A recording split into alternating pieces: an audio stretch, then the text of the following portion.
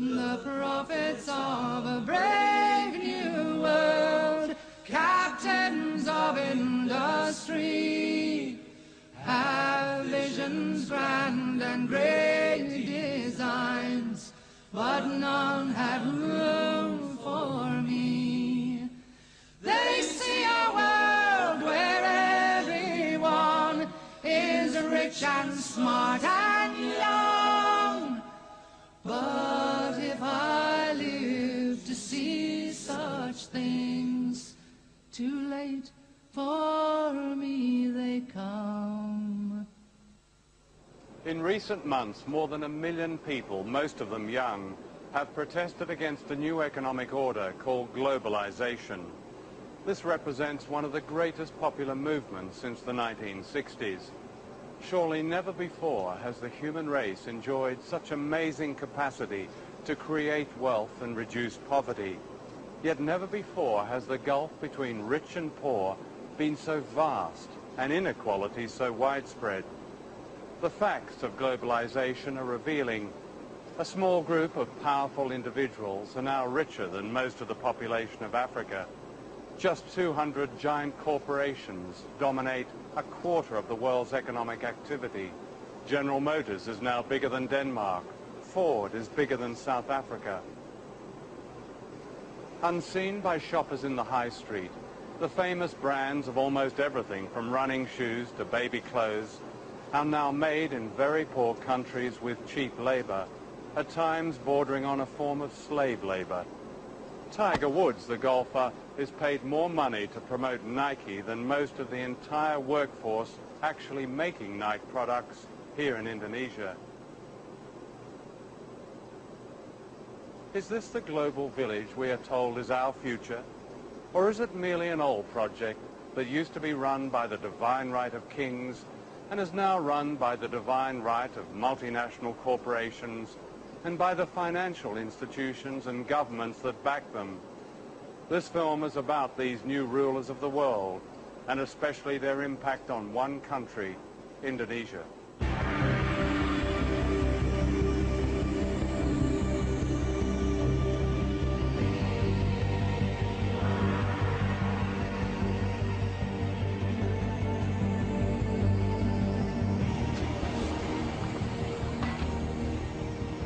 Indonesia is where the old imperialism meets the new. This is a country that should not be poor. It's rich in almost everything. Mountains of copper and gold, oil, timber, and the skills and labor of its people.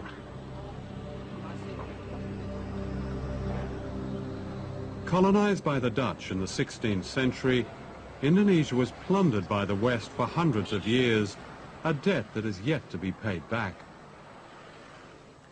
Ratusan tahun lamanya Indonesia itu dihisap oleh negara-negara utara. Bukan hanya Indonesia, semua negara-negara kulit berwarna. Sehingga Barat menjadi kuat, menjadi makmur, menguasai keuangan dan perdagangan sampai sekarang. Nah, sekarang dideklarasi oleh IMF, oleh Bank Dunia. Negeri yang begini kaya diubah menjadi negara pengemis sekarang, Indonesia. Karena tidak adanya karakter pada elit.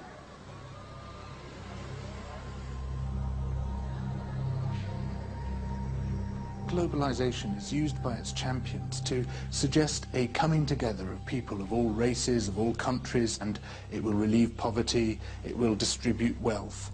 What we're actually seeing is precisely the opposite processes in train, that the poor are becoming markedly poorer, while the very wealthy are becoming staggeringly wealthy.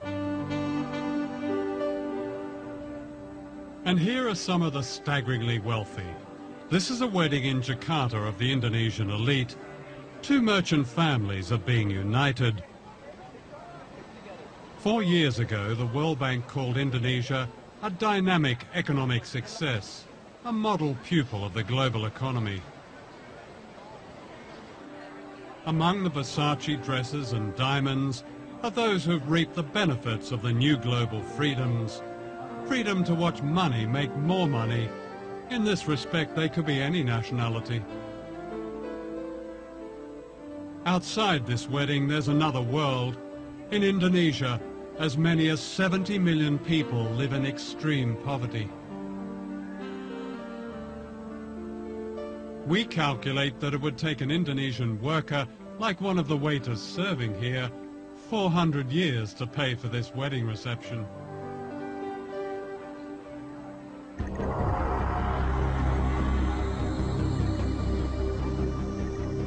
Less than 5 miles away is the backyard of the global economy, the site of the dynamic success you don't see. This is a labour camp that's home to workers who make the clothes we buy in the high streets and shopping malls. This is the human price paid for our fashionable trainers, our smart shirts, our jeans with a tag that says, "Made in Indonesia." Young people living here who make the famous brands are paid on average the equivalent of 72 pence a day, about $1. That's the legal minimum wage in Indonesia. According to the Indonesian government, it's just over half a living wage. The dormitories are made from breeze blocks and packing cases. When it rains, they flood. There are open sewers and no clean running water.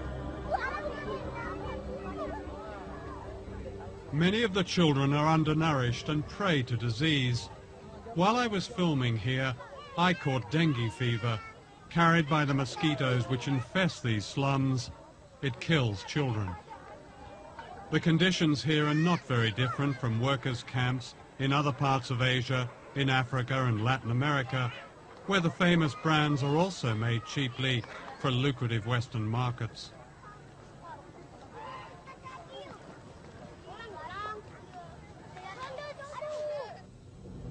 And this is where they work, in what is called an economic processing zone, which means a vast area of sweatshops. The factories may look modern, but once you step inside, you feel the claustrophobia of the workers, the sheer frenzy of their production, and you see their fatigue.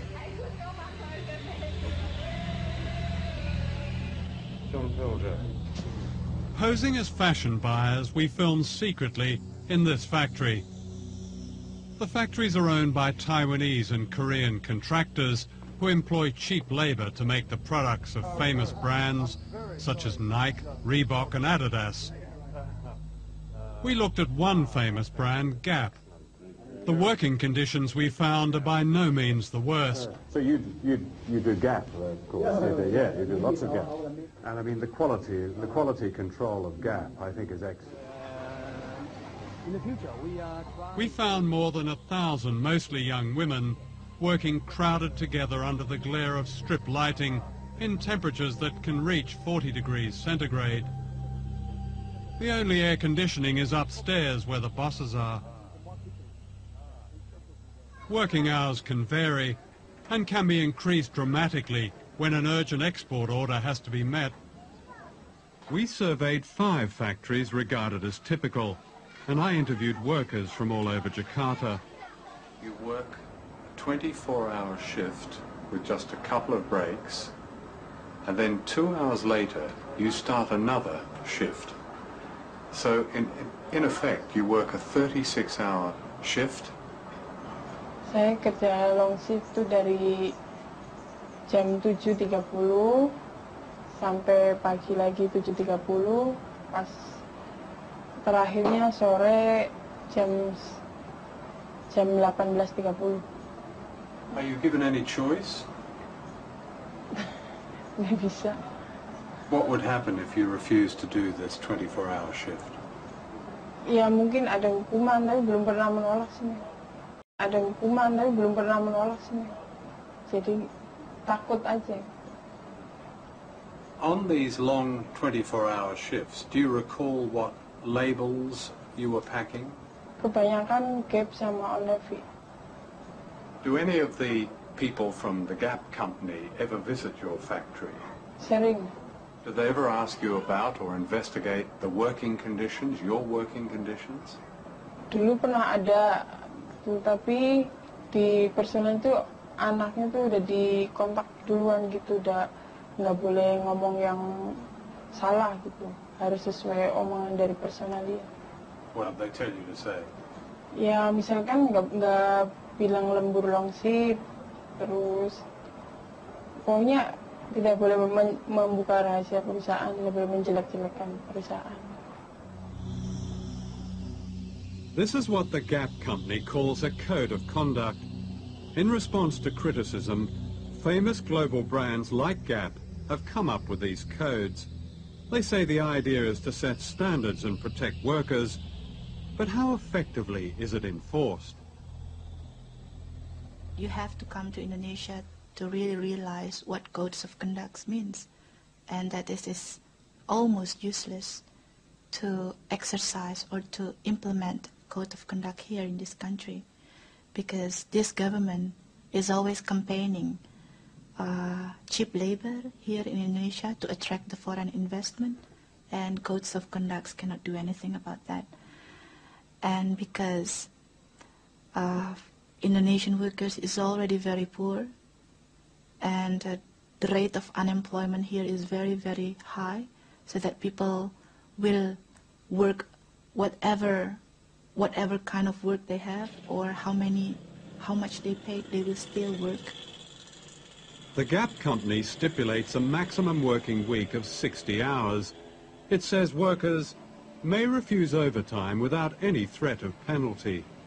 Are there people who do extraordinary shifts, like much more than 12 hours, even up to 24 hours? Ada, kemarin QC juga ya finishing itu dari jam 8 sampai jam 12 malam. Dari jam 12 malam karena dengan alasan ini mesti diekspor. Kondisi mereka berdiri dari jam 8 sampai jam 12 itu berdiri, nggak ada duduk. 16 hours standing. Iya. Is that common?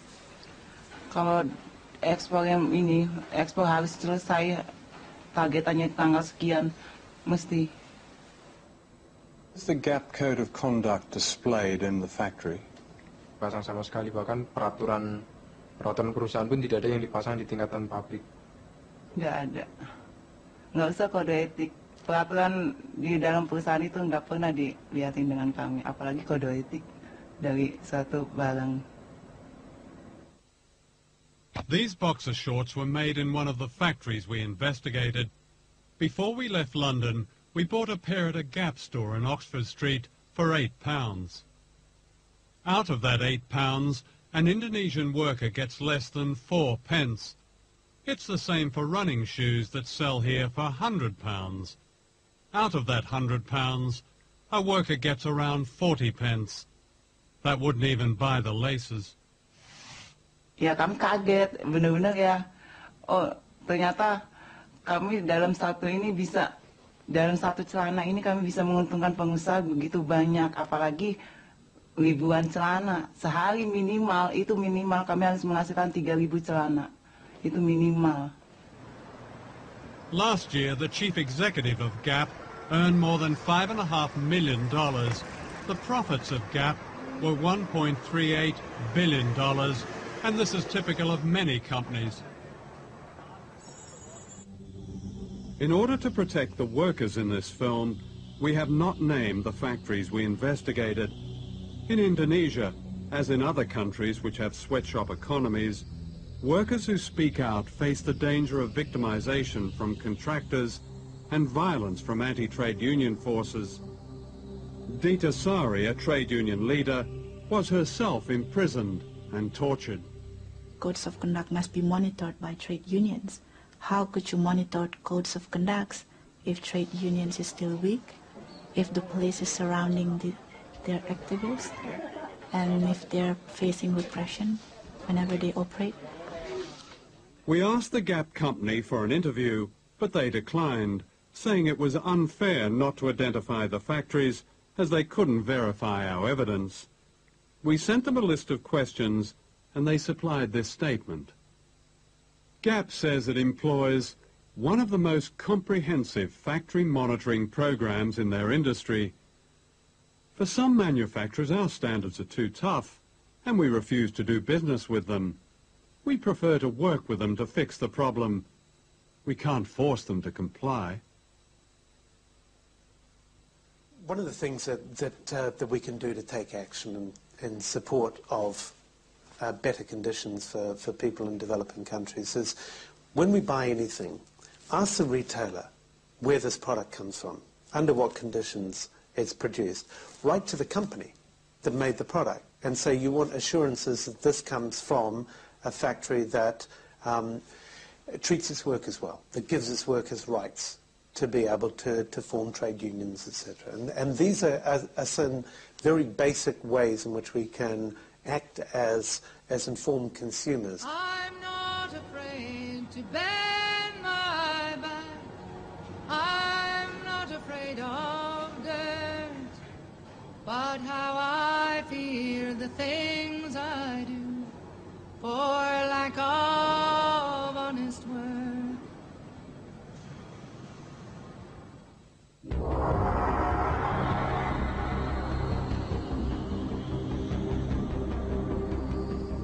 Globalization in Asia has a secret history. The great sweatshops and banks and luxury hotels in Indonesia were built on the mass murder of as many as 1 million people, an episode the West would prefer to forget. But many people here have not forgotten. In recent years, people all over the country have begun searching for the remains of loved ones murdered when General Suharto seized power in the mid-1960s, aided by the United States and Britain.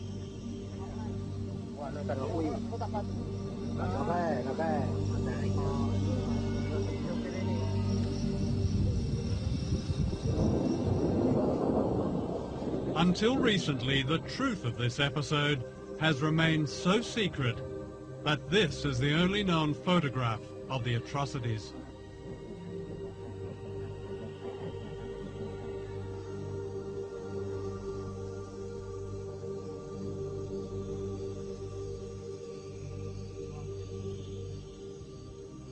One day in early October 1965, a gang of thugs entered this school in Jakarta and beat to death the headmaster. He was suspected of being a communist. His murder was typical of the slaughter of more than 1 million people, teachers, students, civil servants, peasant farmers. Described by the CIA as one of the worst mass murders of the 20th century, the origins of this terrible episode have been covered in mystery. Certainly it brought to power General Suharto. But what is now emerging is the extent to which he was secretly backed by the United States and Britain and by Western business leaders. Within a year of the bloodbath, Indonesia's economy was effectively redesigned in America, giving the West access to vast mineral wealth, markets and cheap labor, what President Nixon called the greatest prize in Asia. To Western business, the great value of General Suharto was that he succeeded in getting rid of the founder of modern Indonesia, Ahmed Sukarno, a nationalist who believed in economic independence for his people. He kept the great Western corporations out of Indonesia and threw out their agents, the World Bank and the International Monetary Fund. It was only when one of his generals, Suharto, seized power that the door was open to Asia's greatest prize. When the Suharto regime came in after the putsch, they were able to make a lot of the fact that they were calling the IMF and the World Bank back in. They were going to rescue them, you see, and British propaganda in particular made a lot of this. You know, the IMF was decent, and it was going to bring order, and everything was going to be lovely in the Indonesian garden, and as I say, a British diplomat still alive has said to me that was very much a part of the deal. Britain and the United States secretly conspired to back General Suharto. The American ambassador assured him that the US government is generally sympathetic with and admiring of what the army is doing.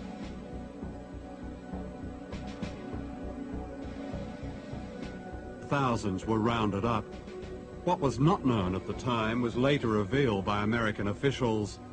The CIA had supplied a list of 5,000 opponents to be assassinated, and embassy officials ticked off their names as they were murdered.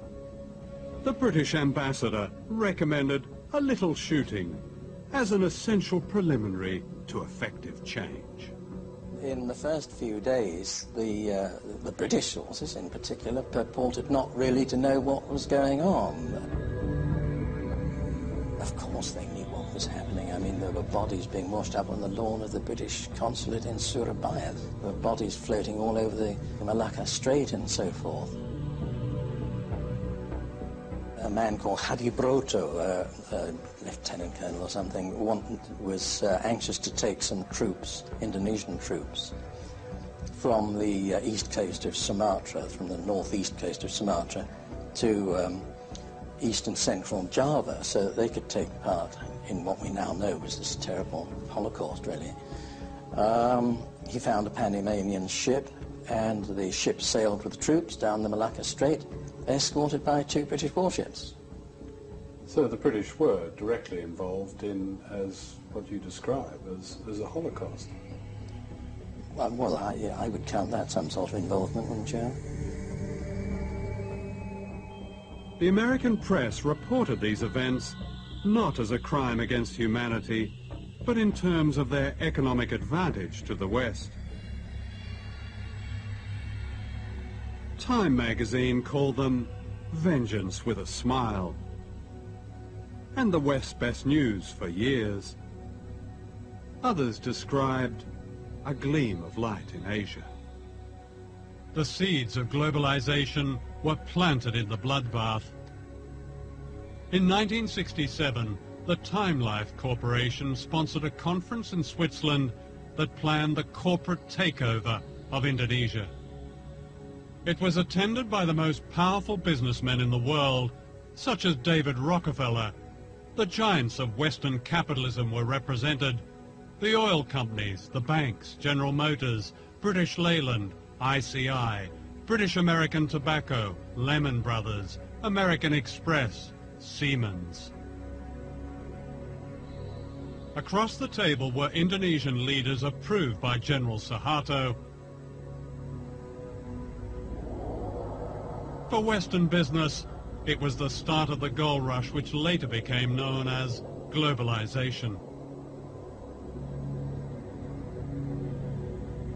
No one mentioned the killing of 1 million people.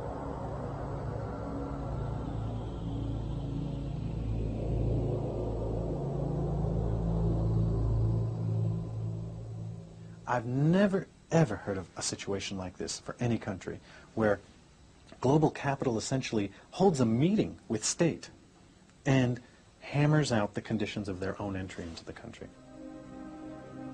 The conference went on for 3 days.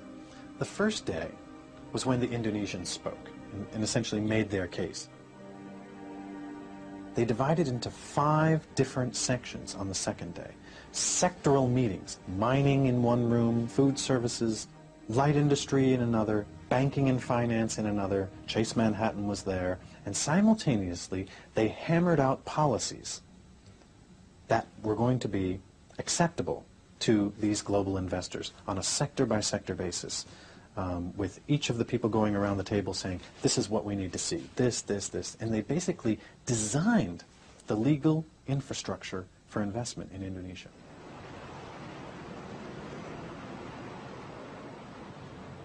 Was the foreign business community here aware that they were dealing not just with a corrupt, nepotistic dictatorship, but also with a mass murderer?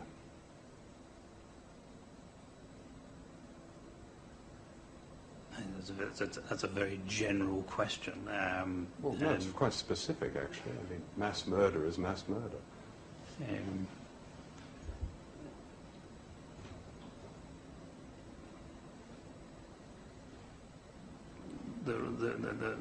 The fact that many people have died in Indonesia in unfortunate, tragic circumstances at the directly or indirectly as a result of the previous regime is hugely unfortunate. Whether if foreign investment had not been here, that would have prevented in any way those events occurring. Nobody has perfect vision on what might have been.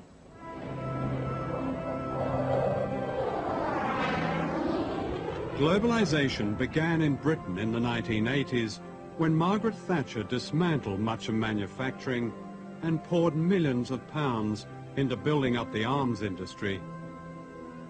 Indonesia became an important British arms market, and General Suharto was sold everything lethal, from fighter aircraft and missiles to warships and machine guns. Unknown to the British public, millions of pounds went to the dictator in export credits. In other words, a large part of his arms bill was paid by the British taxpayer. So important was Suharto as a business partner that the mass murderer was welcomed to London by the Queen.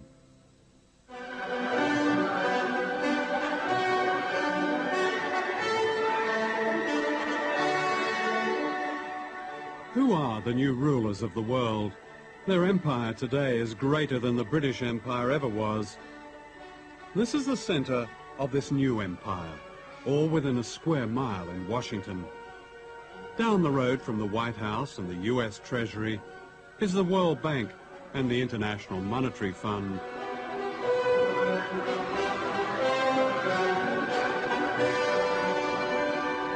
These two bodies are the agents of the richest countries on earth, especially the United States. The World Bank and the IMF were set up near the end of World War II to rebuild the economies of Europe. Later, they began offering loans to poor countries, but only if they privatized their economies and allowed Western corporations free access to their raw materials and markets. Debt has really been used as an instrument in order for the IMF and the World Bank to get their policies implemented in many developing countries.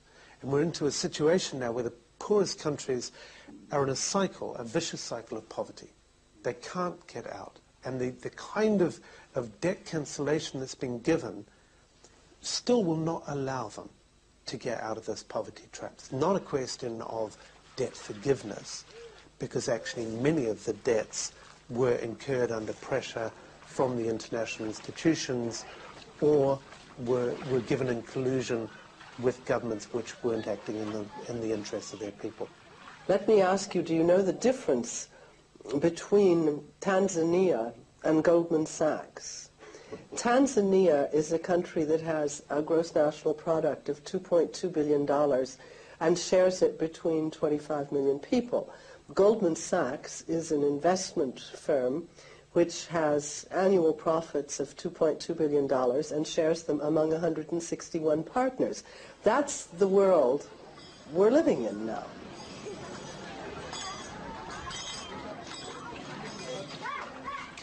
The World Bank says its aim is to help poor people, promoting what it calls global development. It's an ingenious system, a kind of socialism for the rich and capitalism for the poor. The rich get richer on running up debt, cheap labor, and paying as little tax as possible, while the poor get poorer as their jobs and public services are cut back in order to pay just the interest on debt owed by their governments to the World Bank. Here in Indonesia, where most people are poor, the handouts to the rich have been extraordinary, to say the least. Internal documents of the World Bank confirm that up to a third of the bank's loans to the dictatorship of General Suharto went into the pockets of his cronies and corrupt officials. That's around $8 billion.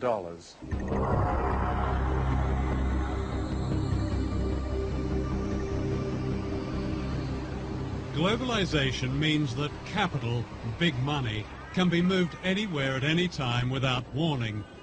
In 1998, short-term capital was suddenly pulled out of Asia, crippling the miracle economy overnight.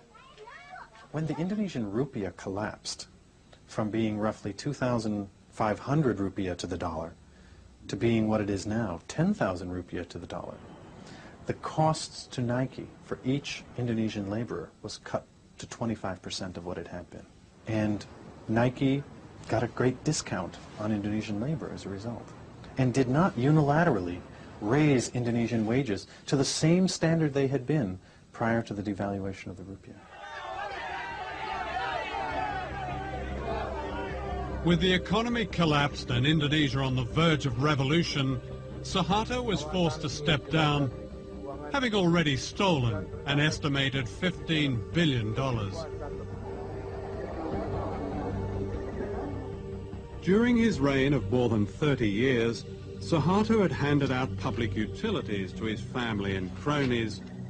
They owned most of the national power grid. Nothing was overlooked, from TV stations to a monopoly on taxis. Driving from Jakarta Airport, you even paid a toll to Suharto's daughter. These unfinished buildings are monuments to corruption on a scale unheard of in modern Asia, to what the World Bank called the miracle economy. The bank presents itself as an economic development agency focused on the reduction of poverty.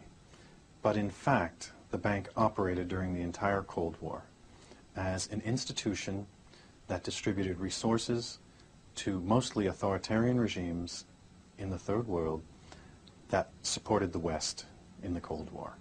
So you had the irony of the West claiming that what they were defending in the Cold War was democracy and a certain vision of freedom, but doing so by upholding dictatorships like Indonesia around the world. What they did was they had plenty of projects, some of which surely were valuable, many of which were not. Every one of these projects, from the Indonesian government officials' point of view, was an opportunity to skim, to live a luxurious life, and the accumulated theft over the course of Suharto's new order, roughly 3 decades, was $10 billion that's unaccounted for, out of a total of about $30 billion that was loaned. And when I said to the Auditor General of the World Bank, what if a group of Indonesian citizens or even the government were to challenge the World Bank in the World Court over this loss of money? The citizens who bear the burden of this debt never got the money. Why should it still sit on their shoulders to be repaid? And his response was, we would be bankrupted. And I said, why? And he said, because this has gone on the world over. I went to Washington to interview the chief economist of the World Bank, Nicholas Stern. I asked him to explain how almost 30% of World Bank loans to Indonesia had been lost or stolen. We simply don't know what that number is. Here's your own internal report, August 97. I quote, we estimate that at least 20 to 30% of Government of Indonesia development budget funds are diverted through informal payments to government staff and politicians. That number was plucked out of the air. Lots of times we have to guess with numbers, and the person who wrote that was guessing. Somebody comes up with a number and it gets recycled. But a lot of money. I don't want to dismiss the issue. It's just let's not get hung up on one figure, which isn't a particularly hard no, figure. but I mean, if it's a third of what the World Bank has put into one country... No, then it's a serious question. When you have a loan, there's a lender and a borrower, and they share the responsibility in some way. There's a strong case that has been made by people who have seen this evidence that the World Bank was duped by the Suharto regime, claiming that poverty had dropped to 30 million, and in fact poverty was around 60 million. Let's talk about the harder figures. The income poverty figures are always the most difficult ones to get your hands on. But I think the illiteracy figures in the infant mortality figures are in this case probably more reliable. And there was some progress during that 30-year period, significant progress, I mean cutting illiteracy by half and so on. That's a very important step forward, so let's not lose sight of that. In 97, the World Bank described the economy under Suharto in a famous report as absolutely dynamic, doing everything right, terrific, brilliant. You know, by that time, the whole Asian thing had already started to collapse. It wasn't until the following year that the World Bank, for the first time in 30 years, had anything to say about a regime that is guilty of mass murder. Why was there such a silence that seemed to a lot of people simply to be complicity with this murderous dictatorship? I think if we look back on our analysis of the economy and the politics at the time, we got a number of things wrong, and we have to understand that. We're going to get things wrong again.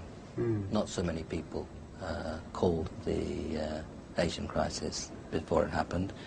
We failed along with That's your job, though, isn't it? You're all economists with fantastic degrees and brilliant backgrounds, and how can you get it that wrong? We're going to get it wrong some of the time. I think non-economists get it wrong a lot more often than economists. But this isn't a precise game, and there are going to be a number of occasions in the future where we get things wrong too. So globalization creates debts, and debts creates misery, creates unemployment, creates the crisis, creates privatization, a lot of states' enterprise being privatized. So people will have to pay more to have an access for instance, like health, education. So it's not natural. Debts is not natural. It's designed. So in effect, the money stolen by the Suharto family is being repaid. Yeah. By us, by the children.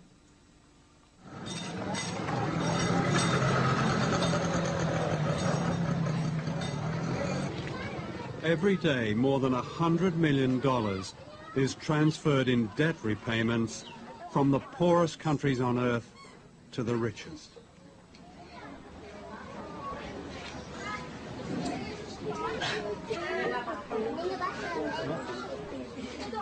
The poverty of families like this is paying off Indonesia's huge debt. The conditions of the IMF's latest loan include a reduction in subsidies on certain fuel and food. Half this man's monthly wage of less than £40 goes on medical treatment for his children who suffer from a serious blood disorder. As prices go up, he cannot even afford the special drugs that keep them alive. Keadaan anak saya yaitu yang pertama dia menderita sakit. Jadi tiap bulan dia harus transfusi darah. Jadi kalau seandainya nggak transfusi darah, dia tiap akhir bulan itu pucat. Kayak sekarang contohnya, bibirnya udah pada putih dua-duanya. Jadi akhir bulan itu mesti harus transfusi darah. Itu udah pasti. Pusingnya bukan kepalang. Ya kalau seandainya saya sakit gitu nggak bisa masuk kerja, ya udah apa boleh buat. Paling kita bisa cari pinjaman buat berobat anak gitu. Nanti setelah kita kerja lagi baru kita bayar gitu. Kita cicil. Udah mandi kok masih. Kalau seandainya gitu ya, barang-barang naik, sedangkan UMR gaji gitu naiknya nggak seberapa, ya kita otomatis ya kita serahin diri sama Tuhan aja deh. Yang jelas mungkin berobat pun kayaknya nggak bisa. Jadi kita pasrah apa adanya. Sebab gimana kalau kita paksain untuk harusnya setiap pagi anak-anak kasih teh manis, sekarang enggak. Susu juga enggak. Ya paling kita bisanya teriak sama pemerintah, ikut lewat FNPBI begitu. Kita tuntut pemerintah dengan supaya naikin UMR 100%. Yang penting sekarang kan alhamdulillah bisa ketemu buat berobat. Biar walaupun kita makan pakai ikan asin, tapi udah alhamdulillah. In the global economy, one American corporation dominates the world trade in food grains, while almost half the world's population, like this family, attempt to live on less than $2 a day.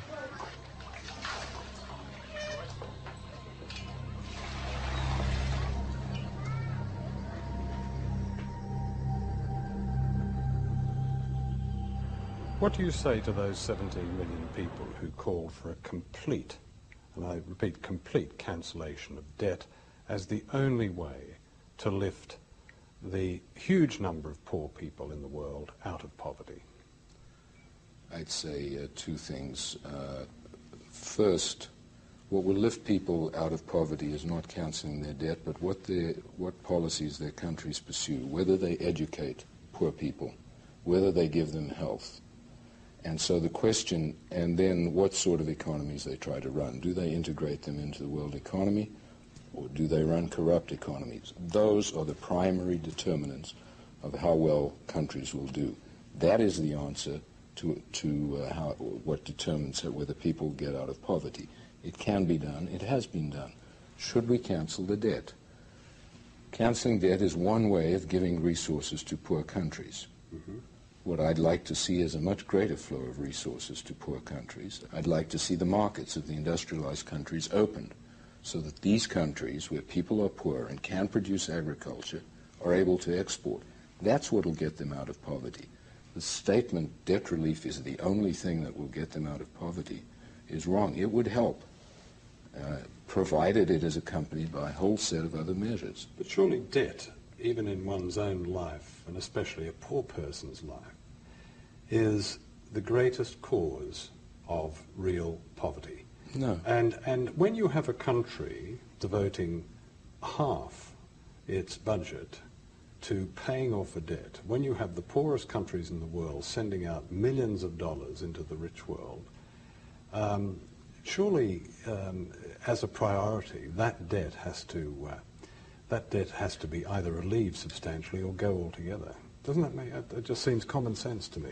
If I got that wrong. Yeah, you've got it wrong. Oh, let me explain. Okay. First of all, you are indebted, and I am indebted. And I would not be better off if I asked somebody to come and cancel my debt, because I'd never be able to borrow again. And debt is a normal way of borrowing in order to do things, purchase goods, invest, when you don't have the resources, and they'll generate an income and you'll repay. So the notion that all debt should be canceled is a bad one. Financial systems operate on the basis of debt that is paid. The Human Rights Commission of the United Nations, in a very comprehensive report, said, and I quote, "The institutions of globalization have yet to seriously address the issue of human rights in a democratic fashion. Globalization has caused global conditions of inequality and discrimination." What's your response to that? I simply can't respond because I have no idea what evidence they're referring to. Globalization has caused discrimination? I'd have thought it was the opposite. I'd have thought that... No, for instance, they singled out workers in third world economic processing zones. Again, part of a prescription, may not be IMF prescription, but certainly part of a global prescription, in which it said these workers were prey for exploitation, and because unemployment, for instance, they mentioned Indonesia, had been forced down by the so-called economic crisis of the late 90s, their human rights were lost. No, Indonesia grew as a result of integrating into the global economy from the 60s on, and incomes in Indonesia rose. It was a dictatorship.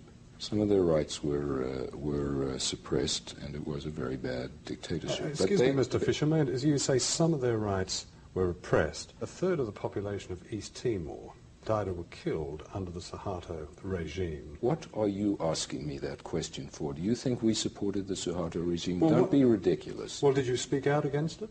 Did your institution, the IMF, speak out?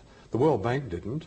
The first time after 30-odd years in there, the first time they spoke out was 1998. What did the IMF say about it? When the IMF went into Indonesia, it insisted on a removal of a host of corrupt practices that began to weaken that regime. It was not an intended consequence, but it was intended that we went in and helped remove the corrupt practices in a variety of monopoly areas.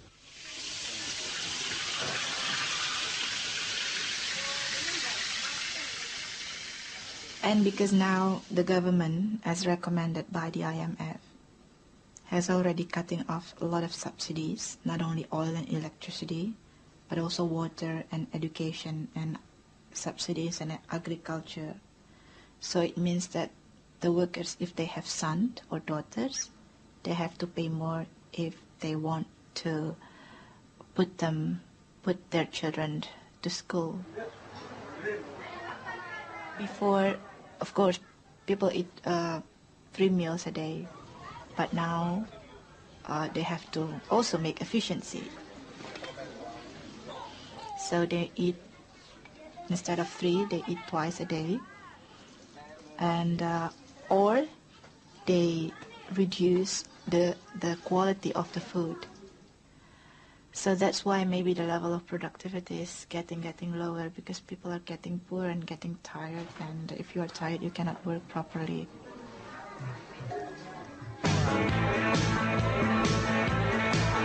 You know capitalism is above the law.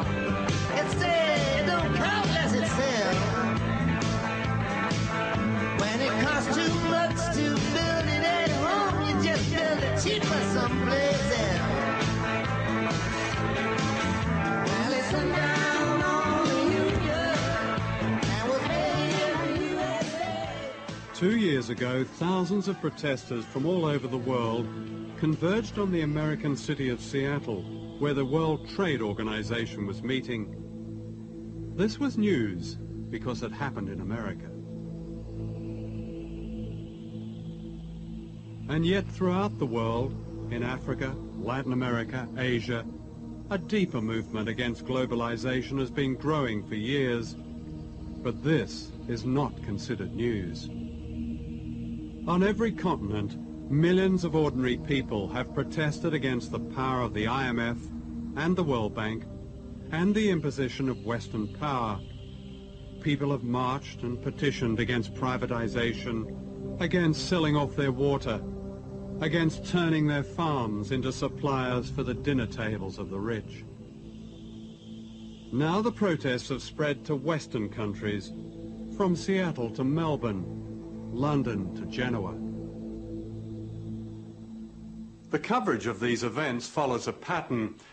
It seems it's only news when there's violence, even when the great majority of the protesters are peaceful. In contrast, the violence of the economic policies they are protesting about is seldom news.